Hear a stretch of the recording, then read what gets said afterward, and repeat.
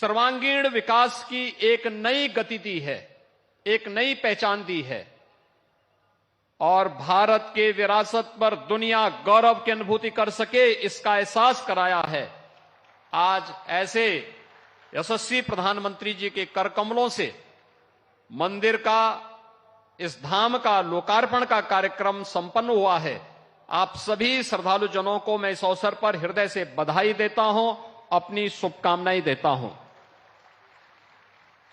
भाइयों बहनों, हम सबका सौभाग्य है जब एक संत की साधना मूर्त रूप लेती है तो इस प्रकार का एक धाम बनकर के तैयार होता है। और यह सदगुरु सदाफल देव जी महाराज की उन संघर्षों का जिन्होंने देश की आजादी के लिए किया था, जिन्होंने उत्तराखंड के कर्ण आश्रम के ऊपर शून्य शिखर पर साधनारत होकर के आध्यात्मिक जगत की अनुभूतियों के माध्यम से भारत की आध्यात्मिक ज्ञान की परंपरा को, वेद और उपनिषदों के उस परंपरा को बहुत सरल और सहज भाषा में अपने अनुयायियों और भक्तों के लिए स्वर वेद के माध्यम से प्रस्तुत किया। आज उसका एक मूर्त रूप हम सबके सामने यहां पर देखने को मिल रहा है।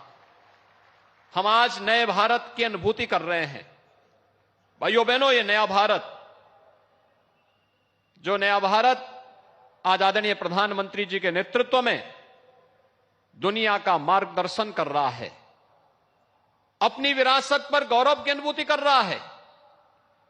काशी में, काशी विश्वनाथ धाम में पिछले एक वर्ष के अंदर 13 करोड़ से अधिक श्रद्धालुओं का आना, देश और दुनिया के श्रद्धालुओं और अनुयायियों का आना,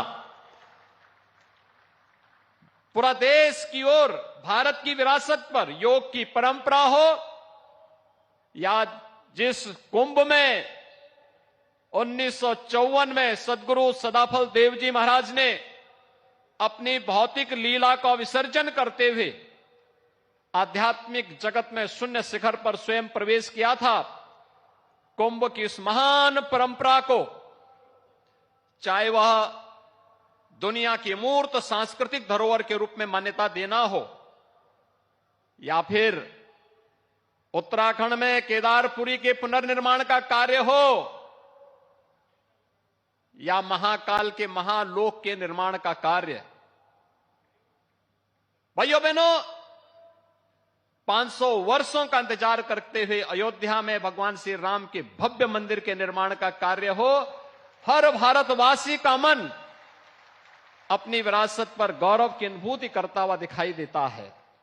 कारण है एक यशस्वी नेतृत्व देश को वर्तमान में निरंतर अपनी पूरी ऊर्जा के साथ, सत्संकल्प के साथ आगे बढ़ा करके बिना भेदभाव के पूरी ऊर्जा को देश के लिए, उन कार्यों के लिए समर्पित किया हुआ है जिसको लेकर के 1920 में सदगुरु सदाफल देव जी महाराज ने जेल की यातना भी सहन की थी। और भाइयों बहनों, आज हम सब उसी स्वतंत्र भारत के नागरिक के रूप में अपनी आजादी के अमृत काल के इस द्वितीय वर्ष में पूरी ऊर्जा के साथ आदरणीय प्रधानमंत्री मोदी जी के नेतृत्व में अपनी विरासत पर गौरव की अनुभूति करते हुए उनकी पुनर्स्थापना के कार्यों के साथ जुटे हुए हैं, सजे हुए हैं। आप सभी लाखों श्रद्धालुओं की यहां पे उपस्थिति इस बात का प्रमाण है। आज के इस अवसर पर आप सबको एक बार फिर से इस धाम के लोकार्पण के इस भव्य आयोजन के अवसर पर और इस ज्ञान महायज्ञ के साथ साथ जो यहां पर आज यज्ञ 25,000 कुंडीय महायज्ञ का भी आयोजन है, इस सब के लिए हृदय से बधाई और शुभकामनाएं देते हुए आदरणीय प्रधानमंत्री जी का इस अवसर पर प्रदेशवासियों की ओर से, आप सभी श्रद्धालु जनों की ओर से हृदय से स्वागत और अभिनंदन करते हुए अपनी वाणी को यहीं पे विराम देता हूं। धन्यवाद। जय हिंद। धन्यवाद माननीय, आपके प्रेरणादायी उद्बोधन के लिए। और अब समय है स्वरवेद महामंदिर धाम के प्रथम चरण के लोकार्पण के लिए शिलापट के अनावरण का मैं माननीय प्रधानमंत्री जी से अनुरोध करूंगी कि वो रिमोट का बटन दबाकर शिलापट का अनावरण करें और इसका लोकार्पण करें।